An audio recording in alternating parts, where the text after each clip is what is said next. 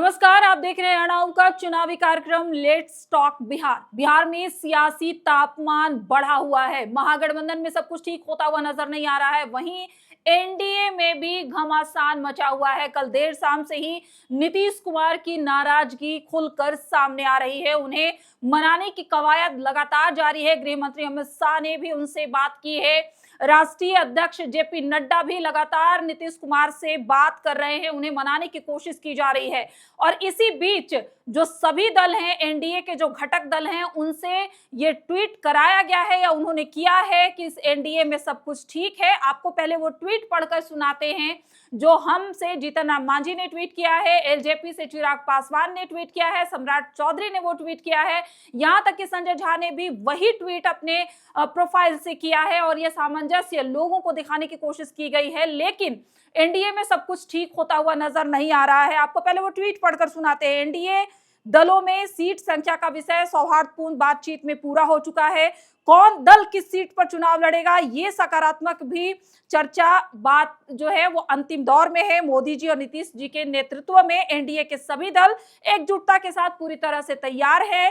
बिहार है तैयार, एनडीए सरकार, ये बताने की कोशिश की गई है। लेकिन कल देर रात से ही ये खबरें आ रही हैं, नीतीश कुमार खासा नाराज हैं। नीतीश कुमार ने कल जेडीयू की कोर कमेटी की बैठक भी बुलाई गई थी, तमाम दिग्गज नेता उसमें मौजूद थे और रणनीति बनाई जा रही थी। ये कहा जा रहा है कि एलजेपी आर यानी कि चिराग पासवान की जो पार्टी है, उनको पहले 22 सीटें देने की बात कही गई थी, लेकिन जिस तरह से दिल्ली में बैठकों का दौर चला, चिराग को मनाने की कवायद चली, चिराग को मना लिया गया, 29 सीटें दे दी गई। तो ऐसे में ये माना जा रहा है कि जेडीयू की जो सिटिंग सीट है, जेडीयू का जो गढ़ माना जा रहा है, वो सीटें अब एलजेपी के खाते में दे दी गई है, जिससे नीतीश कुमार नाराज हैं और उन्हें मनाने की कोशिश की जा रही है। हालांकि इसी बीच सामंजस्य दिखाने की भी कोशिश हो रही है। सामंजस्य दिखाते हुए संजय झा ने अपने ट्विटर प्रोफाइल पर एक और ट्वीट किया कि नीतीश कुमार खुश है, एनडीए में सब कुछ ठीक ठाक है, लेकिन अभी तक एनडीए की तरफ से ऐलान नहीं किया गया है कि कौन सी पार्टी किस सीट पर चुनाव लड़ेगी। हालांकि सीट शेयरिंग का जो फॉर्मूला है उसका ऐलान कर दिया गया।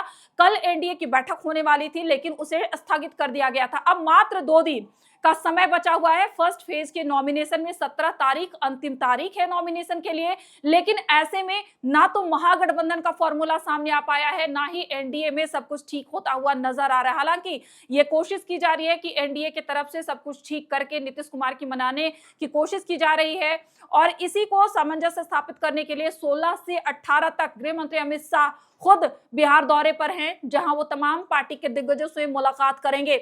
आपको बता दें कि ये माना जा रहा है कि आज शाम तक एनडीए की तरफ से सब कुछ क्लियर हो सकता है। अब इस पे हमारी नजर है, पल पल की अपडेट आपको देते रहेंगे। दूसरी अगर महागठबंधन की बात करें तो महागठबंधन में भी सब कुछ ठीक होता हुआ नजर नहीं आ रहा है। आपको बता दें कि कल जब तेजस्वी यादव दिल्ली पहुंचे थे तो ये माना जा रहा था कि तेजस्वी यादव राहुल गांधी से मुलाकात करेंगे और सीट शेयरिंग पर बात बनेगी, लेकिन राहुल गांधी से तेजस्वी मुलाकात नहीं करते हैं। कांग्रेस की तरफ से लगातार प्रेशर बनाया जा रहा है राजद पर। राजद जो है वो 54 सीटें दे रही है कांग्रेस को, लेकिन कांग्रेस मानने को तैयार नहीं है। कांग्रेस कम से कम 70 सीटों पर चुनाव लड़ने की बात कह रही है कि कांग्रेस का मानना है कि हमें 70 सीटें महागठबंधन में चाहिए। उधर मुकेश सहनी भी मानने को तैयार नहीं है। मुकेश सहनी का भी कहना है कि मुझे जो है 30 सीट चाहिए और उप मुख्यमंत्री का जो सीट है उस पे भी मुकेश सहनी दावा करते हुए नजर आ रहे हैं।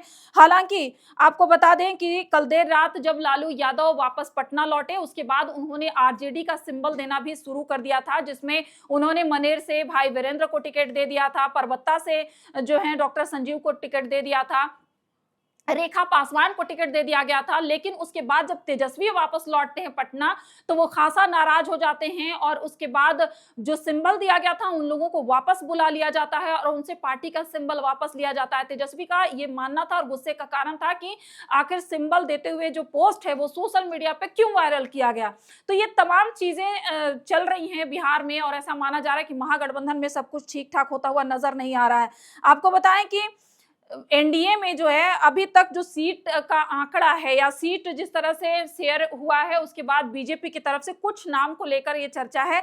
जैसे सम्राट चौधरी तारापुर से चुनाव लड़ेंगे, विजय सिन्हा लखीसराय से, नितिन नवीन बांकीपुर से, अनिल सिंह हिसुआ से, नीरज बबलू छातापुर से, औरंगाबाद से त्रिविक्रम नारायण सिंह, हाजीपुर से अवधेश सिंह, पातेपुर से लखिंदर पासवान, दीघा से संजीव चौरसिया, कटिहार से तारकेश्वर प्रसाद, बेनीपट्टी से विनोद नारायण झा, मुजफ्फरपुर से रंजन कुमार, बिस्फी से हरिभूषण ठाकुर। ये बीजेपी का संभावित उम्मीदवारों की लिस्ट है जो हम आपके साथ साझा कर रहे हैं, क्योंकि इस पे कयास लगाए जा रहे हैं कि जो अंदर अंदर है वो अपने अपने उम्मीदवारों का चयन कर लिया गया है।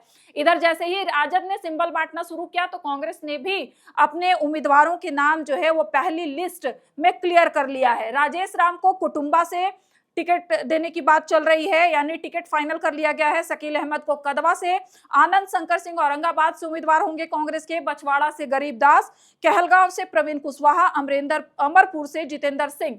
तो ये बैठक कांग्रेस की बैठक में क्लियर हो गया है कि ये कांग्रेस के उम्मीदवार होंगे। और उधर बीजेपी ने भी अपने सीट जो है वो फाइनल कर लिए हैं कि कौन कौन से सीट पे कौन उम्मीदवार होंगे, लेकिन आधिकारिक घोषणा अभी भी बाकी है। जिस तरह से मैं लगातार कह रही हूं कि अभी भी कुछ भी इसकी आधिकारिक घोषणा नहीं की गई है कि कौन किस सीट पर, ना तो महागठबंधन की तरफ से ना तो एनडीए की तरफ से। लगातार हमारी नजर बनी हुई है कि महागठबंधन से क्या कुछ घोषणा होता है, क्या कांग्रेस 70 से कम सीटों पर चुनाव लड़ने को तैयार होता है या फिर राहें अलग हो जाती है, या एनडीए में जिस तरह से अभी घमासान मचा हुआ है, नीतीश कुमार के गुस्से को शांत किया जा सकता है, क्या नीतीश कुमार मानते हैं, ये भी थोड़ी ही देर में क्लियर हो जाएगा। जैसे ही कुछ अपडेट होता है एयरनाउ पर हम सबसे पहले आपको बताएंगे कि महागठबंधन का फिगर आउट क्या है या एनडीए का जो है वर्तमान स्थिति वो क्या कुछ है, वो हम सबसे पहले एयरनाउ पर बताएंगे। तो आप हमारे साथ बने रहिए, बिहार के तमाम जो अपडेट्स हैं वो आपको देते रहेंगे। हमारे चैनल को ज्यादा से ज्यादा सब्सक्राइब कीजिए। बिहार के नब्ज को टटोलने के लिए